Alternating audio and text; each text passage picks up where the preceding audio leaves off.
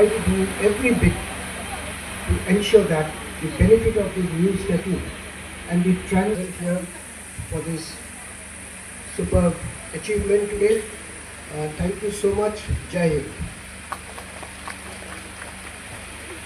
Committee, Guwahati High Court, Honorable Mr. Portfolio Judge of Cachar District, District and Sessions Judge Cachar, President District Bar Association,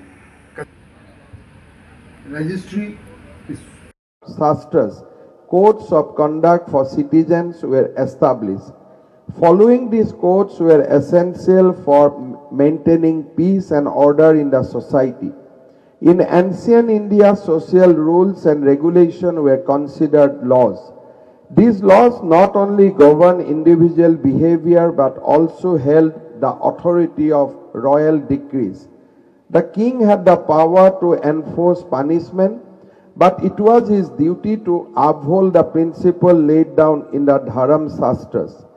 In the absence of specific provision, the king could draw upon precedents, but he was not allowed to impose laws based on personal whims. Kautilya's Arthashastra mentioned that the judiciary and legal framework were among the 7 vital components of a state. In South India, during the reign of Chola dynasty, village assemblies played a key role in resolving dispute among citizens. With the arrival of the British, however, the judicial system in India underwent a significant transformation, marking the beginning of a new era in country's legal history. During the colonial period, the entire judicial jurisdiction of the Northeast India fell under the authority of the Calcutta High Court. In 1880, for the first time, a judicial commissioner was appointed to assist the chief commissioner in the administrative function of Brahmaputra Valley district. By 1903, a more comprehensive judicial system had been established across most parts of Assam. However, even at that time, the Calcutta High Court continued to maintain its authority over the judicial administration of the region. After Assam was granted the status of a governor province in 1921, the demand for establishing a high court in the region gained momentum. The process received a significant boost under the Government of India Act 1935, which paved the way for establishment of a federal court to hear appeals from high courts. During the British rule, the matter of setting up a high court in Assam was raised multiple times in both the Legislative Council and Legislative Assembly, sparking extensive discussion and deliberation on the subject.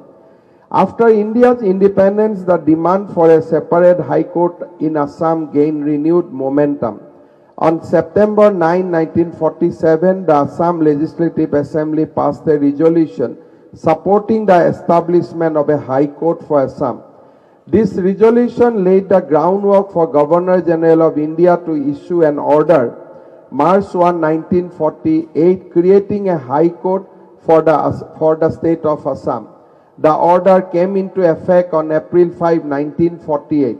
Through this order, the judicial authority and jurisdiction that the Calcutta High Court had exercised over the Assam provinces were officially transferred to the new High Court of Assam.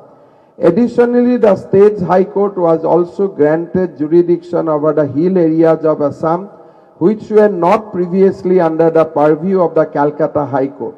As per the 1948 order, the jurisdiction of the High Court of Assam was extended to cover every corner of the state. Before independence, the judicial administration of Kasar district, the heart of Barak Valley, was under Sylhet Sadar Court, with a circuit court operating in Silchar.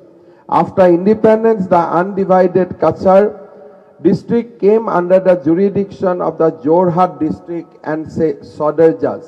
To address the legal needs of the district and expand its judicial framework, a separate and independent post of district judge for Kasar was created in 1955. Through this long journey, ये बहुत चिंता की विषय है और सनातनी ऐक्य मंच का जो पोजीशन है या जो आज सुतारकंडी में जो हो रहा है वहाँ में तो हमारा बीजेपी का लोग भी है, तो उसी से आप पता चल सकता है कि हम लोग कितना चिंतित हैं। और हम लोग का जो प्रेयर है बांग्लादेश का जो हिंदू लोग हैं उनका साथ है। हम लोग चिंतित हूँ, परेशान भी हूँ, लेकिन मैं विश्वास करता हूँ कि मोदी जी कुछ ना कुछ हल निकालेंगे।